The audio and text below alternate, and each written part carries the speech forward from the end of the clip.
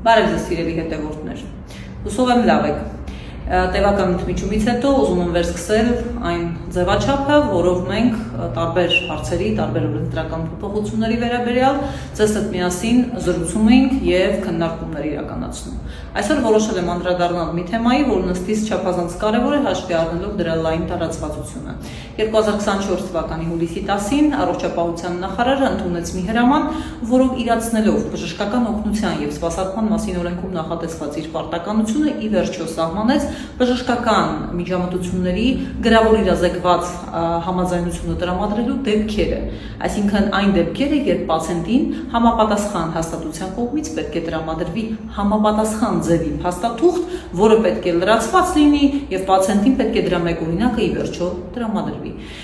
2022 թվականից այդ ձևը սահմանվել էր, բայց դեպքերը չէին սահմանվել։ Եվ 2022 թվականից սկսած տարբեր բժշկական կենտրոններ բնականաբար հետևելով այս պահանջին պացիենտներին տրամադրում էին այդ փաստաթուղթը տարբեր վիրաբուժական միջամտությունների եւ այլ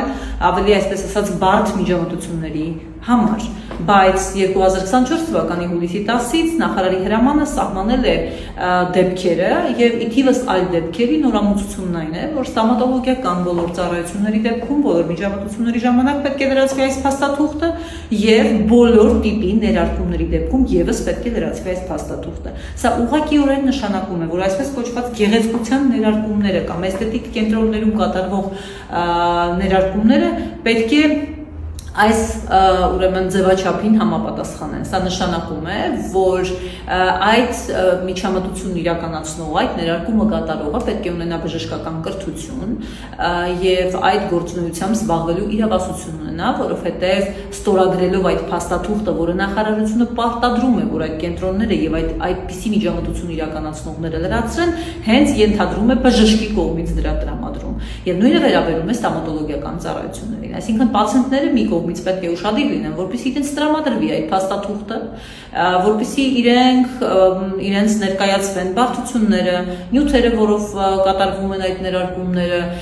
ցուցումներն ու հակացուցումները եւ այլն, եւ ամենևին չխորշեն կամ մատերի արանքով չնայեն այս հարցին եւ մյուս կողմից էլ բժշկական կենտրոններին զուգահեռ էսթետիկ կենտրոնները կամ այսպես կոչված գեղեցկության սրահները, որտեղ այդպիսի գործունեություն է իրականացվում, պետք է պացիենտներին տրամադրեն, որպեսզի հետագայում խնդիրներ չունենան իրավասու մարմինների հետ, օրինակ տեսչական մարմինը կարող է ստուգումներ իրականացնել, արձանագրել խախտումներ, տուգանել եւ այս ամբողջը ի վերջո կարող է դիտվել ընդհանուր մինչեւ համապատասխան կենտրոնին տրված լիցենզիայի պահանջների խախտում։ Եթե ունեք հարցեր, որոնք վերաբերում են փաստաթղթի լրացմանը կամ նորամուծություններին այդտեղ կատարված կամ դրա բովանդակությանը, կարող եք ինչպես այս տեսանյութի ներքո, այնպես էլ անձնական նամակով դիմել ինձ եւ հաշվի առնելով ինչպես անձամբ թիմ, այնպես էլ մեր թիմի ներգրավվածությունը գործունեության այս տիրույթում, մենք կարող ենք օգտակար լինել եւ ձեզ խորհրդատվություն մատուցել, ինչպես պահպանել օրենքը եւ ինչպես ճիշտ լրացնել փաստաթուղթը։